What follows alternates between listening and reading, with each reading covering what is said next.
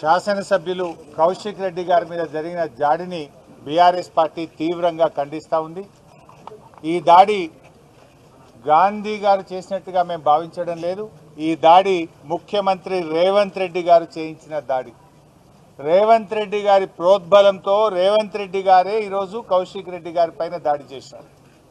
ఈ దాడి కేవలం సమాధానం చెప్పలేక, వాళ్ళ ఫెయిల్యూర్స్ను ఒప్పుకోలేక, కౌశిక్ రెడ్డి గారు అడుగుతున్న ప్రశ్నలకు సమాధానం లేక ఈ రకంగా ఫిజికల్ అటాక్కు వాళ్ళు పాల్పడుతూ ఉన్నారు.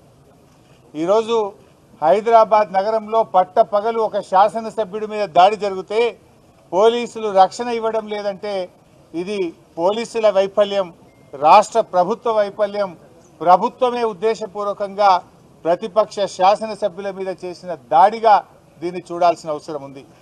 నేను ఉదయం 3 సార్లు సైబరాబాద్ పోలీస్ కమిషనర్ మహంతి గారితో మాట్లాడాను, మాదాపూర్ ఏసీపీ గారితో మాట్లాడాను.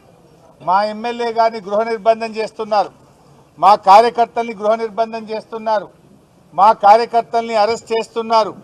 కానీ కాంగ్రెస్ ఎమ్మెల్యేను, కాంగ్రెస్ గుండాలను మాత్రం ఎస్కాట్లు ఇచ్చి మా మీద దాడికి పంపుతున్నారు. ఏం సంగతి అని నేను సిపి గారిని అడిగాను. లేదండి మేము తప్పకుండా అరెస్ట్ చేస్తాము అన్నాడు. కానీ జరిగిందేంది? పైలట్ ఇచ్చి, ఎస్కాట్ ఇచ్చి కాంగ్రెస్ గుండాలను బీఆర్ఎస్ ఎమ్మెల్యేల మీద దాడికి ఉసుగొల్పుతా ఉన్నారు. ఇదేనా ప్రజాస్వామ్యం? ఇదేనా ప్రజాపాలన? నీ ప్రజాపాలనలో ఏం జరుగుతూ ఉంది? మొన్న సిద్దిపేటలో నా క్యాంప్ ఆఫీస్ మీద దాడి చేసే ప్రయత్నం చేసినారు. మొన్న కమలాకరణ, సబితక్క, నేను, జగదీష్ రెడ్డి గారు ఖమ్మంలో కారులో ప్రయాణిస్తుంటే వరద బాధితులకు సాయం చేయడానికి వెళ్తే, కష్టాల్లో ఉన్న ప్రజల్ని ఆదుకోవడానికి, పరామర్శించడానికి ప్రతిపక్ష శాసనసభ్యులు వెళ్తే మా మీద ఖమ్మంలో దాడి చేశారు. మా కార్లను రాళ్లతో దాడి చేశారు. పోలీస్ స్టేషన్లో ఫిర్యాదు చేస్తే 10 రోజులైనా ఇప్పటిదాకా ఎఫ్ఐఆర్ ఇష్యూ కాలేదు, గుండాలను అరెస్ట్ చేయలేదు. ఇవాళ మళ్ళీ మా శాసనసభ్యుడు కౌశిక్ రెడ్డి గారు ప్రజాస్వామ్యం గురించి మాట్లాడినాడు.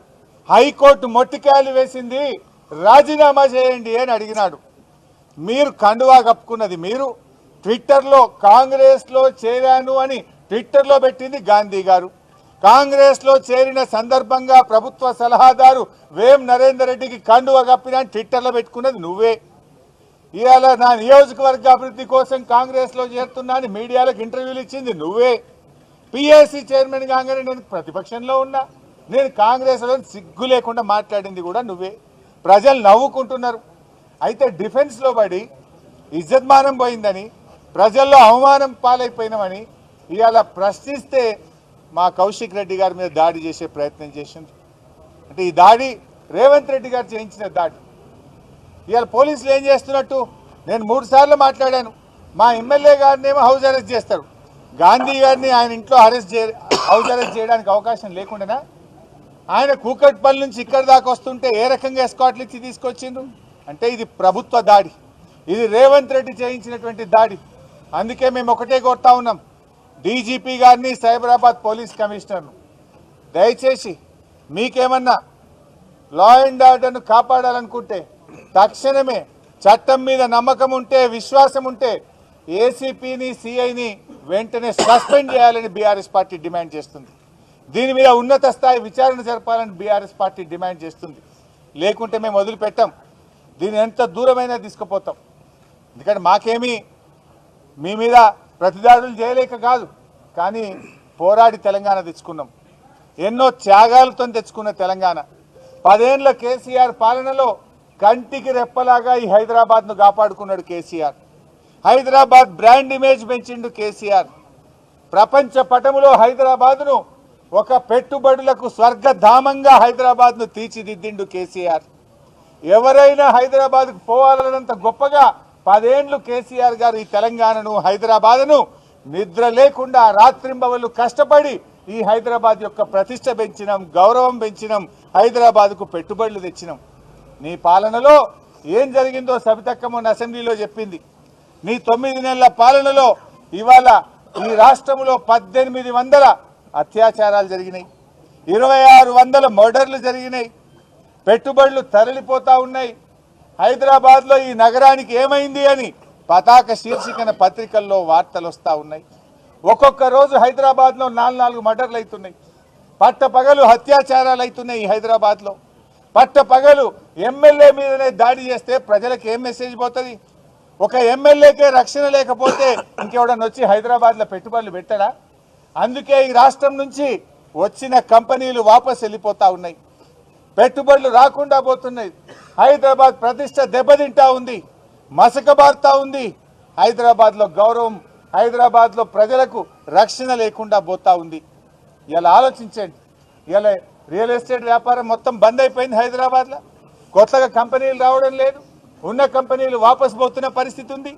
ఇలా ఇది పూర్తిగా ప్రభుత్వం యొక్క వైఫల్యం, ఇది రేవంత్ రెడ్డి వైఫల్యం. రేవంత్ రెడ్డి గారు మీరేం చేయదలుచుకున్నారు? ఈ రాష్ట్రాన్ని 9 నెలల్లో 9 కమ్యూనల్ ఇన్సిడెంట్స్ అయినాయి. ఈ రాష్ట్రంలో 9 కమ్యూనల్ ఇన్సిడెంట్స్ అయినాయి. 9 ఏళ్ల కేసీఆర్ పాలనలో ఒక్కరోజు కూడా జరగలేదు. చాలా జాగ్రత్తగా కాపాడుకున్నాం ఈ రాష్ట్రాన్ని. మేము దాడి చేయలేకనా? ఈ రాష్ట్రం, ఈ ప్రజలు మాకు బాధ్యత ఉన్నది. ఎంతో కష్టపడి తెచ్చుకున్న తెలంగాణని మేము చాలా బాధ్యతాయుతంగా ఆలోచిస్తున్నాం. కానీ నువ్వు చేస్తున్నది ఏంది? ఈ రాష్ట్రం యొక్క ప్రతిష్టను మంట కలిపే విధంగా చేస్తూ ఉన్నాం. అందుకే మేము డిమాండ్ చేస్తున్నాం, సిపి గారు, డీజీపీ గారు చట్టాన్ని కాపాడండి. మీరేం ప్రభుత్వాలు శాశ్వతం కాదు. ఒకవేళ మీరు సరిగా స్పందించకపోతే ఏ పోలీస్ అధికారులు అయితే కొమ్ము కాస్తున్నారో భవిష్యత్తులో తగిన మూల్యం చెల్లించుకోవాల్సి వస్తుందని కూడా నేను వారిని హెచ్చరిస్తా ఉన్నా. Don't think that power is permanent. మారుతుంది తప్పకుండా, ప్రజలు గమనిస్తున్నారు. 9 నెలల్లోనే ఈ ప్రభుత్వం పూర్తిగా అప్రతిష్ట పాలైంది. మా సహనాన్ని మీరు అసమర్థతగా భావించకండి. మా సహనం వెనుక తెలంగాణ ప్రజలు, ఈ రాష్ట్రం, హైదరాబాద్ అనే ఒక గొప్ప బాధ్యత మా మీద ఉన్నది. ఆ బాధ్యతతో మేము ప్రవర్తిస్తూ ఉన్నాం, ఆ బాధ్యతతో మేము వ్యవహరిస్తూ ఉన్నాం.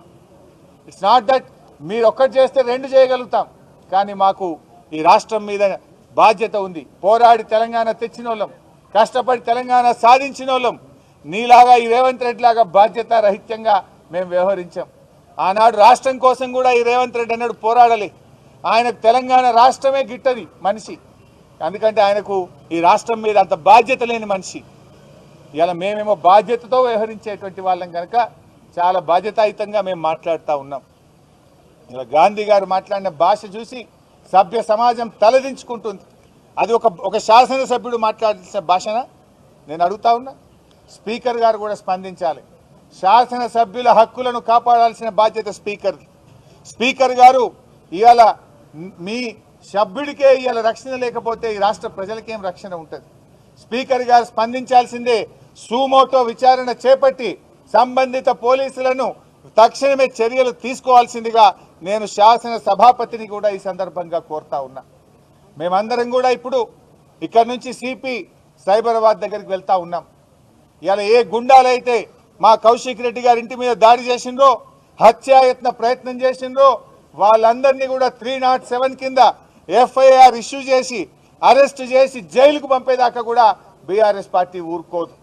అదేవిధంగా ఏ అధికారుల వైఫల్యం, ఈ ప్రాంతంలో రక్షణ కల్పించాల్సిన అధికారులే ఈరోజు వాళ్ళని దగ్గరుండి కౌశిక్ రెడ్డి గారి ఇంటి మీద దాడి చేయించిండ్రో, ఇవాళ ఈ దాడిలో బాధ్యత వహించాల్సిన పోలీసులను సస్పెండ్ చేసేదాకా ఏసీపీ గారు, సిఐ గారు, ఎవరెవరైతే దీని వెనుక ఉన్నారో వాళ్ళందరినీ కూడా సస్పెండ్ చేసేదాకా కూడా ఇది ప్రజాస్వామ్యాన్ని కూని చేస్తా ఉన్నారు. మాటల్లో ప్రజాపాలన. రాహుల్ గాంధీ గారి చేతుల్లో ఆయన ఎంతసేపు రాజ్యాంగాన్ని పట్టుకొని తిరుగుతున్నాడు. ఏం రాహుల్ గాంధీ గారు, రాజ్యాంగం అంటే, రాజ్యాంగ పరిరక్షణ అంటే ఇదేనా? ప్రతిపక్ష ఎమ్మెల్యేల గొంతు నొక్కుడు, వరద బాధితుల్ని పరామర్శించడానికి వెళ్ళిన ఎమ్మెల్యేల మీద దాడి చేసుడు, రాజీనామా చేయండి కోర్టు మొట్టికాయలు వేసిందని అడిగిన కౌశిక్ రెడ్డి ఇంటి మీద పట్టపగలు నడి హైదరాబాద్లో దాడి చేయడము, ఎమ్మెల్యేల క్యాంప్ ఆఫీసుల మీద దాడి చేయడము, ప్రశ్నించిన జర్నలిస్టుల మీద దాడి చేయడము, సోషల్ మీడియాలో పోస్టులు పెడితే అక్రమ కేసులు చేయడము. ఇదా ప్రజాస్వామ్యం? ఇదా రాజ్యాంగ పరిరక్షణ? రాహుల్ గాంధీ గారు, మీరు మాట్లాడితే కాదు, we want actions. I demand Rahul Gandhi, you direct Revanth Reddy to take action. Revanth Reddy గారిని మందలిస్తారా, చర్యలు తీసుకుంటారా? రాహుల్ గాంధీ గారు స్పందించాల్సిన అవసరం ఉంది. లేకపోతే రాహుల్ గాంధీని దేశంలో ఎవరు నమ్మడు. రాహుల్ గాంధీ అన్ని కూడా ఉత్త మాటలు అని అనుకోవాల్సి వస్తుంది, ఉత్తర కుమార ప్రగల్భాలుగా చూడాల్సి వస్తుంది. నిజంగా రాహుల్ గాంధీ గారు నీకు రాజ్యాంగం మీద నమ్మకం ఉంటే, నీకు నైతిక విలువలుంటే తక్షణమే నువ్వు స్పందించు. పార్టీ మారిన ఎమ్మెల్యేల చేత రాజీనామా చేయించు. నువ్వే కదా కాన్స్టిట్యూషన్ నీ రాజ్యాంగంలో పెట్టుకున్నావు, నీ పార్టీలో ఏం చెప్పినావు, నీ మేనిఫెస్టోలో ఏం చెప్పినావు? పార్టీ మారిన ఎమ్మెల్యేలు తక్షణమే వాళ్ళని డిస్క్వాలిఫై చేయాలని చెప్పినావు కదా. మరి మాటల్లో ఒకటి, నీ కాంగ్రెస్ పాలనలో తెలంగాణ రాష్ట్రంలో ఇంకోటి ఉంటుందా? ఇఫ్ యు ఆర్ రైట్, నీ మాటకు విలువ ఉంటే, నీ మాట మీద నీకు విశ్వసనీయత ఉంటే తక్షణమే ఎమ్మెల్యేలను రాజీనామా చేయించు. ఎమ్మెల్యేల మీద దాడి చేసిన గుండాలను అరెస్ట్ చేపించి రాజ్యాంగాన్ని కాపాడు. లేకపోతే రాహుల్ గాంధీ గారు నీ మాటల్ని, నీ మోసాలను దేశం మొత్తం చెప్తాం బిడ్డ, ఇడిచిపెట్టాం తెలంగాణతో. రేపు మహారాష్ట్ర ఎన్నికల్లో చెప్తాం, బీహార్లో చెప్తాం, హర్యానాకు వచ్చి చెప్తాం, రేపు జార్ఖండ్కి వచ్చి చెప్తాం. తెలంగాణలో కాంగ్రెస్ దోపిడీ, కాంగ్రెస్ మోసాలు, కాంగ్రెస్ 6 గ్యారంటీల గారడిని దేశం మొత్తం కూడా చెప్తాం. రాహుల్ గాంధీ రాజ్యాంగాన్ని చేతిలో పెట్టుకొని చెప్పే మాయ మాటలు ఇవన్నీ కూడా మోసం, దగాని మొత్తం దేశం అంతా కూడా చెప్పాల్సినటువంటి అవసరం వస్తుంది. ఇప్పటికైనా కళ్ళు తెరవండి రాహుల్ గాంధీ గారు, వాస్తవాల మీద విచారణ జరపండి, రాజ్యాంగాన్ని కాపాడండి, చట్టాన్ని కాపాడండి. చట్టాన్ని ఉల్లంఘించిన పోలీసుల మీద చర్య తీసుకోవాలి. రాజ్యాంగాన్ని మరి తప్పుదారి పట్టించే విధంగా ఇవాళ ఎమ్మెల్యేల కండువాలు కప్పి ఇవాళ ఆ ఎమ్మెల్యేలను ఎవరైతే రేవంత్ రెడ్డి గారు కాంగ్రెస్లో చేర్చుకున్నారో వాళ్ళందరి చేత రాజీనామా చేయించి తిరిగి ఎన్నికల్లో పోయే విధంగా ఆదేశం ఇవ్వండి. లేదంటే రాహుల్ గాంధీ అన్ని మోసం, రాహుల్ గాంధీ మాటలు దగ, రాహుల్ గాంధీ అన్ని కూడా ఉత్తర కుమార ప్రగల్భాలని దేశం మొత్తం కూడా చాటి చెప్తామని హెచ్చరిస్తున్నాం. ఇక్కడి నుంచి మేము శాసనసభ్యులం, పార్టీ మాజీ ఎమ్మెల్యేలు, సీనియర్లం నేరుగా సైబరాబాద్ పోలీస్ కమిషనరేట్ వెళ్తాం. అక్కడ మాకు న్యాయం కోసం అడుగుతాం. కౌశిక్ రెడ్డి గారు అక్కడ కంప్లైంట్ కూడా సిపి గారికి ఇస్తారు. ఆ కంప్లైంట్ ఇచ్చి న్యాయం జరిగేదాకా, వారిని అరెస్ట్ చేసేదాకా కూడా మేము సిపి గారితో మరి గట్టిగా అడుగుతాం, నిలదీస్తాం.